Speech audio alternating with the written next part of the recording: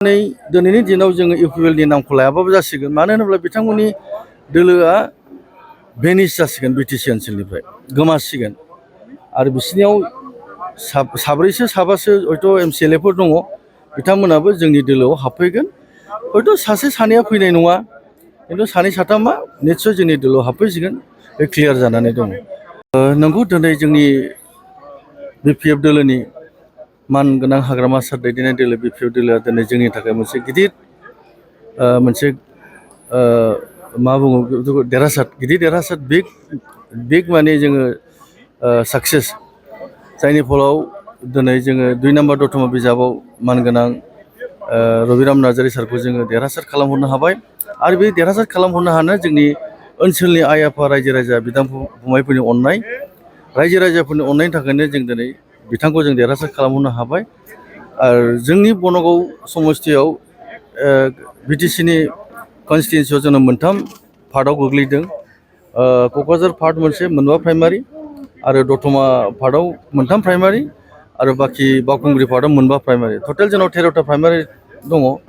स' जोङो मोनथामबो समस्थिखौ एमएलए समस्थिखौ जोङो बावखुंग्रि क'क्राझार आरो दतमा जोंनि रायजो राजा आइ आफा अननायाव जों देरहासार खालामहरनो हाबाय आरो बिनिफ्राय ग्रेट साक्सेस आरो मा बुंबावनो जोबोद गोजोननाय मोनो। दिनै सारखौ जों बरायदों।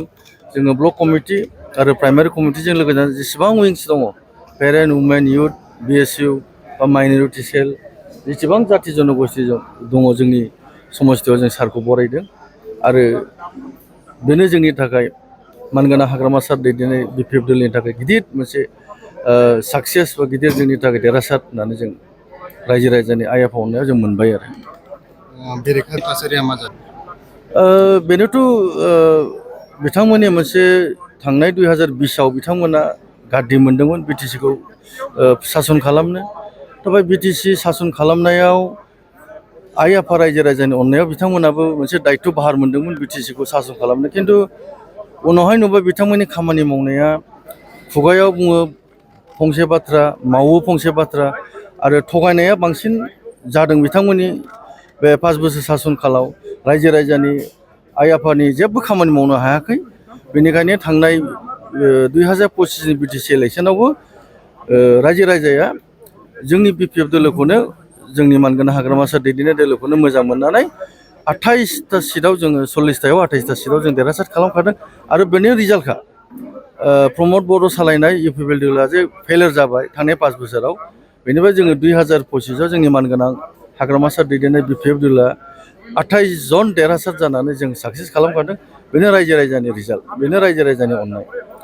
गतिके एखे धरनैनो नैबे एबार एमएलए इलेक्सनाव जोङो 11 जनाव जोङो 10 जन देरहासार जानो हाबाय आरो बाहाय बे एमएलएआव इउपिपिएल दोलोआ 0 जादों आरो बेनिफ्राय दिनैनि दिनाव जोङो इउपिपिएलनि नामखौ लायाबाबो जासिगोन। मानो होनोब्ला बिथांमोननि दोलोआ भेनिस जासिगोन बिटिसि ओनसोलनिफ्राय गोमासिगोन आरो बिसोरनियाव साब्रैसो साबासो हयथ' एमसिएलएफोर दङ बिथांमोनाबो जोंनि दोलोआव हाबफैगोन। हयथ' सासे सानैया फैनाय नङा खिन्थु सानै साथामा निस्सय जोंनि दोलोआव हाबफैसिगोन बे क्लियार जानानै दङ आरो इउपिपिएल हिसाबै नाम थानाय नंला बिटिसि ओनसोलाव पलिटिकेल पार्टिया बे गोमालांसिगोन।